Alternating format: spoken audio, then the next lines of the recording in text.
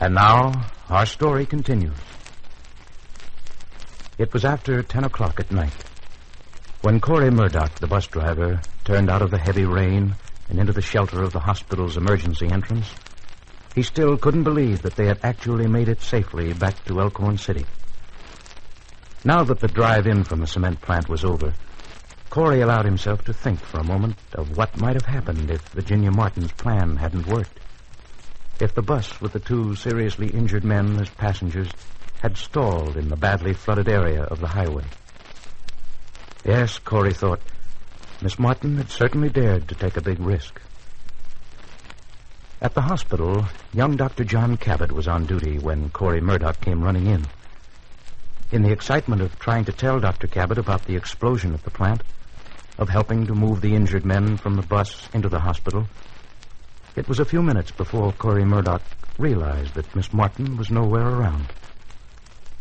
Dick Haggerty, the plant foreman who had ridden in with them, said that she had stepped out of the bus when Corey went into the hospital to get help. Puzzled, Corey Murdoch left the hospital, only to return a few minutes later. Sitting in the hall outside the admitting room, Dick Haggerty says irritably, "What are you doing back, Corey?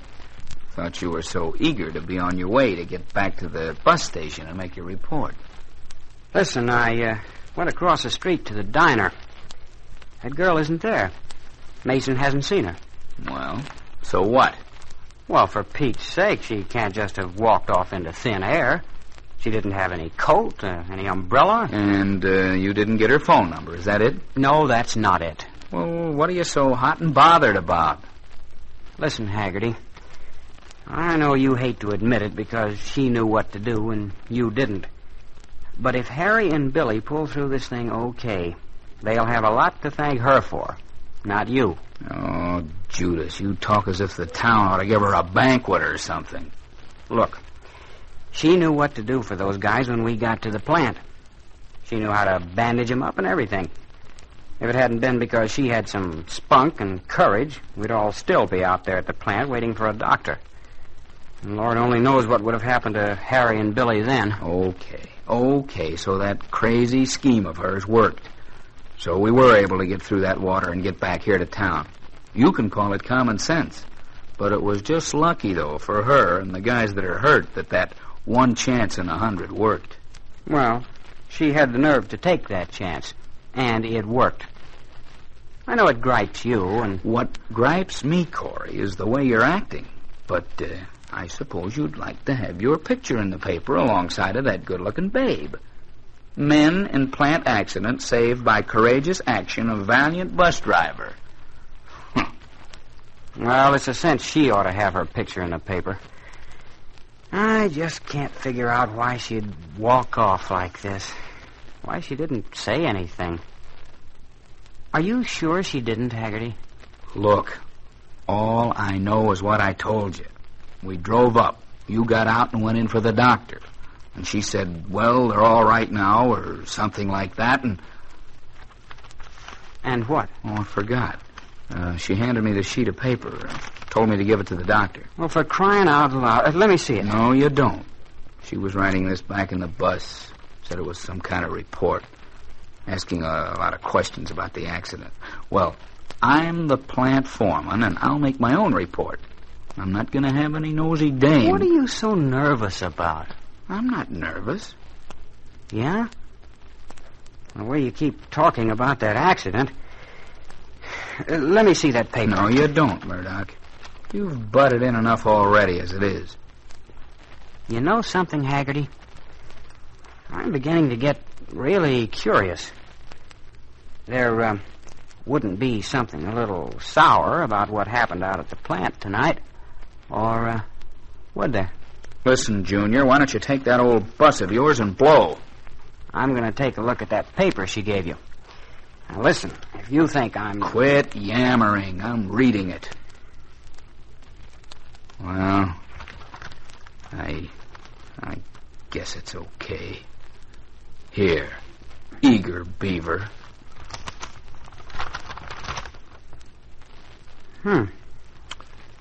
What is it?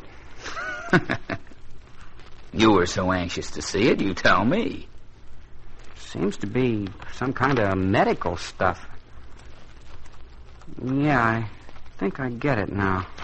I guess she thinks she can even tell the doctors what to do. Didn't she tell you anything else?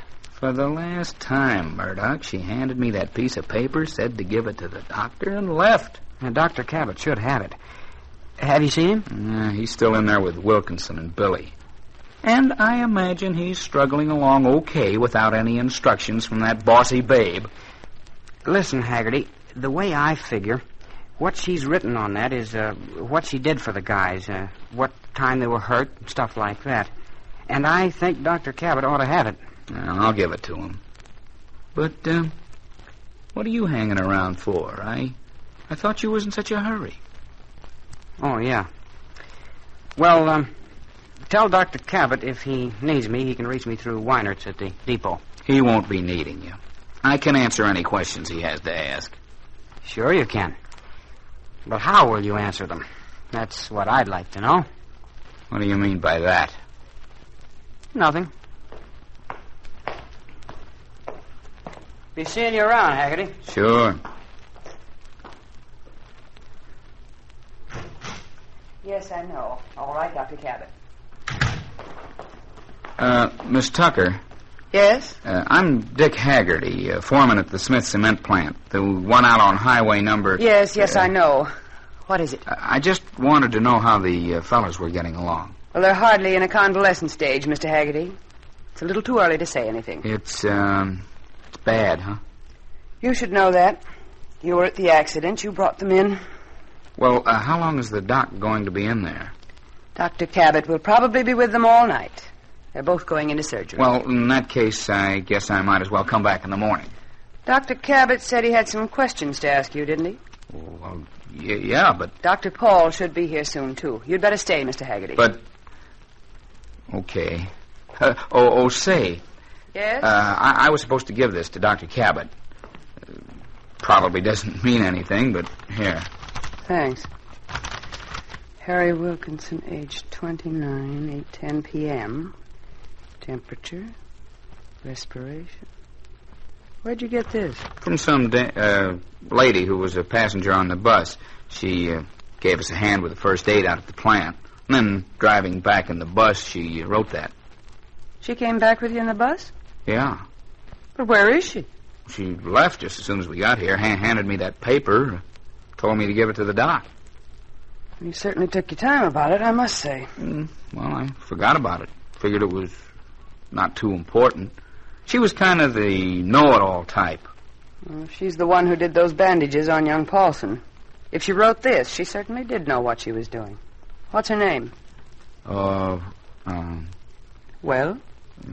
Seems to me I heard it mentioned. I guess not, though. You say you're a foreman out at the plant? Yeah. I must say, you certainly take a great interest in the person who may well be responsible for saving the lives of those men who were in your charge. I don't suppose you have her address or know how we could get in touch with her. No. Well, there's one thing certain. She doesn't live in Elkhorn City. I know all the nurses here. She's no nurse. How do you know? Oh, she was giving orders all over the place. I asked her how come. I asked her what right she thought she had to take over. If she'd have been a nurse, she would have said so, wouldn't she? Well, yes, you'd think so. Certainly is strange. The way I figure, she was just lucky she happened to do the right things. Why, during the war, lots of people learned first aid. First aid. I know a professional bandage when I see one. And I know a professional report when I see one. I couldn't have written a better report myself. And that, Mr. Haggerty, is saying a great deal. Well, all I can say is, she isn't no nurse or she would have said something about it for Pete's sake. But Dick Haggerty is very wrong. A young woman who had been sought by the police might particularly wish to conceal the fact that she's a nurse. It was fear of people such as Dolly Mae Tucker, the head nurse. It was fear of having her professional status discovered that prompted Virginia Martin to leave quickly as soon as they'd arrived at the hospital. Virginia Martin, who hopes to resume her journey, to leave town undetected, unnoticed. Virginia Martin, who, exhausted, drenched to the skin, walks into the lobby of the hotel. Virginia, who feels her hopes disappear as she recognizes the man who comes towards her. Well, Miss Martin, I was just wishing I had someone to talk to have a drink with me. I must say meeting you here is quite a surprise. I might even say that it has all kinds of curious aspects. Virginia Martin was quite aware of Dr. Gordon Foster's curiosity, but at the moment she was too numb with fatigue to care. And as Dr. Foster took in Miss Martin's disheveled appearance, her wet clothes, her white face, he wasn't satisfied just to speculate. He was determined to find out why she was at the hotel. You never know, Dr. Foster thought, what information is going to be useful.